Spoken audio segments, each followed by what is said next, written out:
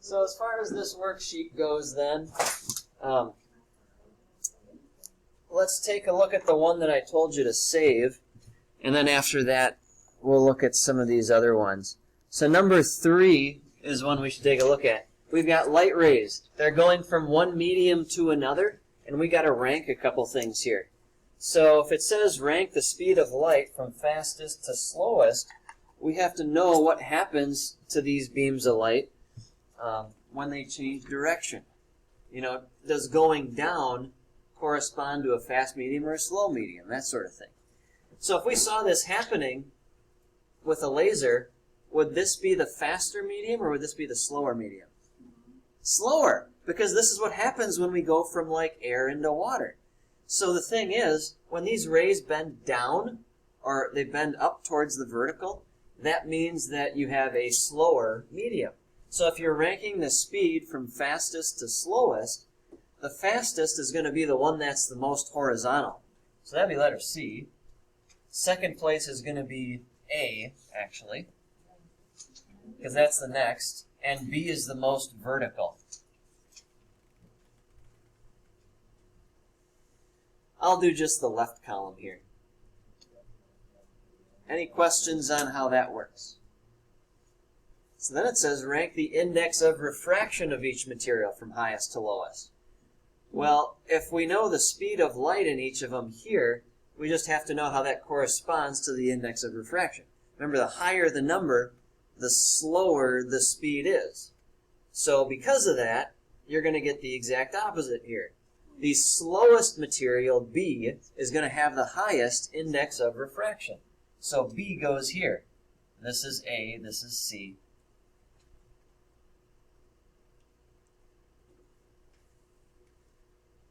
And as far as wavelength goes, remember that faster materials have longer wavelengths. So the fastest material, C, is going to have the longest wavelength down here. And the other letters are going to stay the same. Second longest wavelength will give you the second fastest speed, and so on. And letter D, rank the frequency of light. This is the tricky one. And yes, you got it.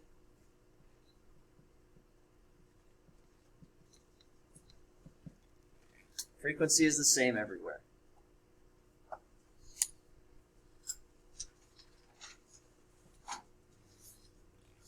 All right. So let's take a let me do one from page 1, and then I'll see if I can do one from each page if we have enough time. We'll look at the number 2 from page 1.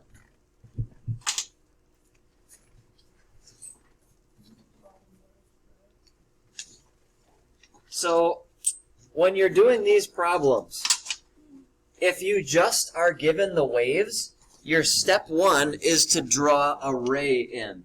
And all you got to do when you draw your ray is make sure it's perpendicular to the waves. So a lot of people try and make it so it lines up with the arrows, and that's just fine.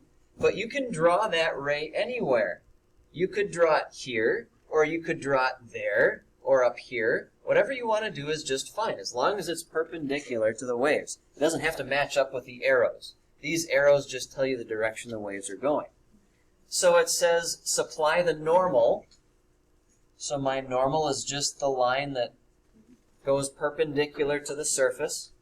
And then I have to show the missing ray and its wave fronts. Well, the missing ray, you can see this is the reflected ray. This is after it's bounced off. So now we got to draw one that's coming in.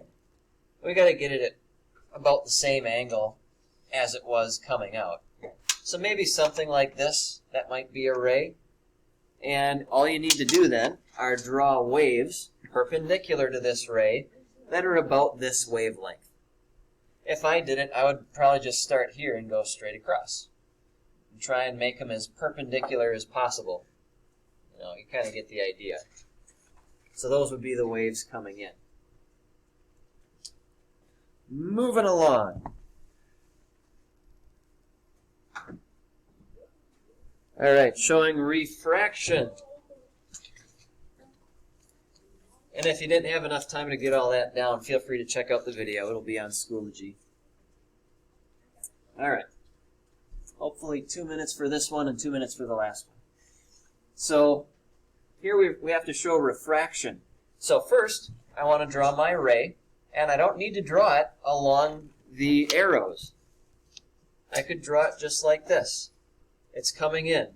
That's the direction that the wave is going. Now it's going from slow to fast. I have to draw my normal in.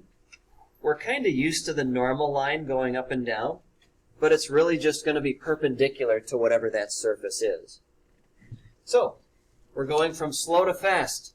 So if I have a car, and it's going from a slow medium to a fast one like this, the front left tire is going to find that fast medium first. That's going to cause the car to turn down. The same thing would happen with the ray. It's going to turn downward. And now that we're in the fast medium, are those wavelengths going to be more spread out or less spread out? More spread out, yeah. So all you got to do then is just draw waves that have a longer wavelength than they did over here. And that's all you got to do for this one.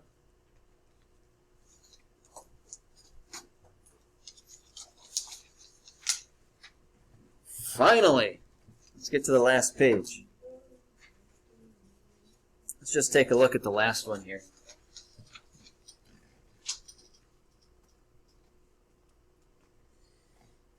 So we have to show now both reflection and refraction. So the fact that this is going away from this surface means that that's already our reflected ray.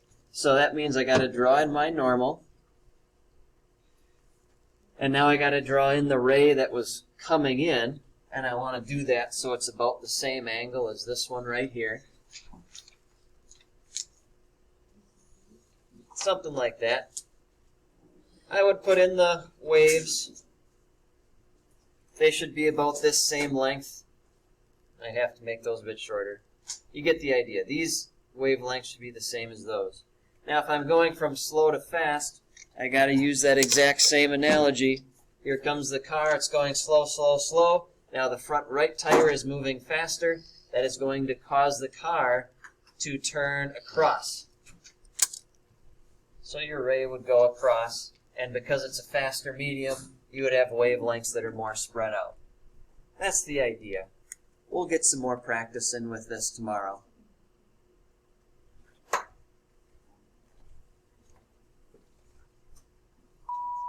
Have a good day.